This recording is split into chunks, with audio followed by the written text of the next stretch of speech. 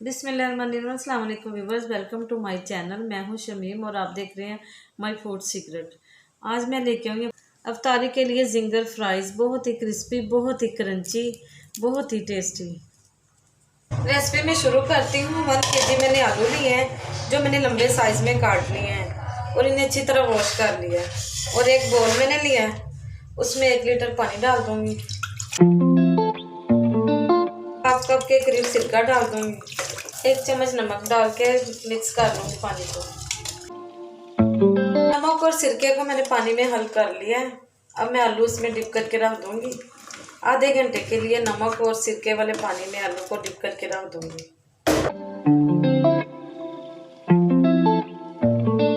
एक बोल मैंने लिया, उसमें 1 कप मैदा डाल दूँगी। हाफ चम्मच नमक,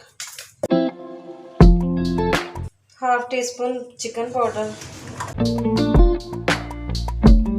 हाफ टी स्पून लहसुन का पेस्ट,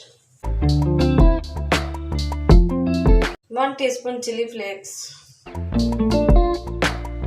मैदे में पानी डाल के इसका मिक्सचर तैयार कर लूँगी।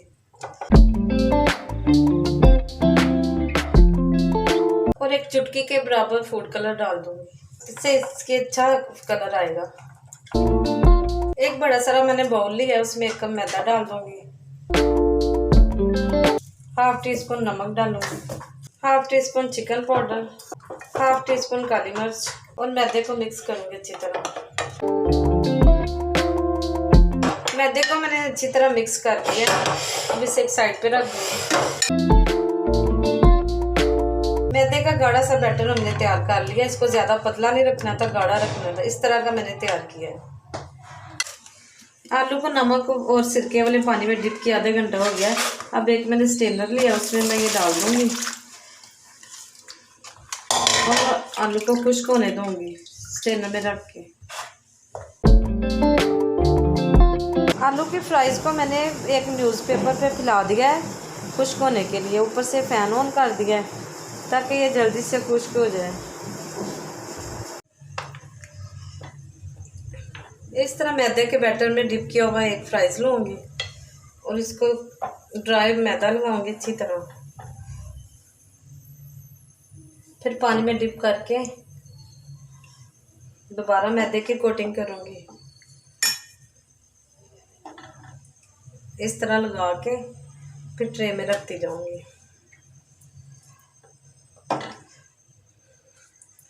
पहले ड्राई मैदा लगा के पानी में डिप करके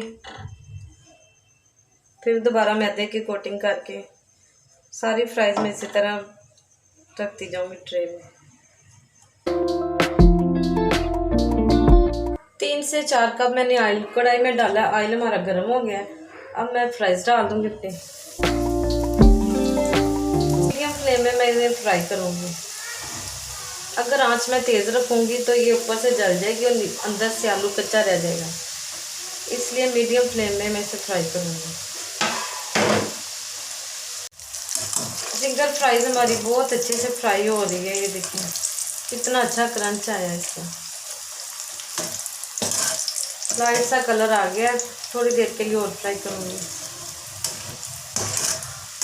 जिंगर फ्राइज़ हमारी बहुत अच्छे से फ्राई हो गया। कलर इसका बहुत परफेक्ट आ गया। अब इसे मैं निकाल लूँगी और दूसरी भी इसी तरह फ्राई करूँगी।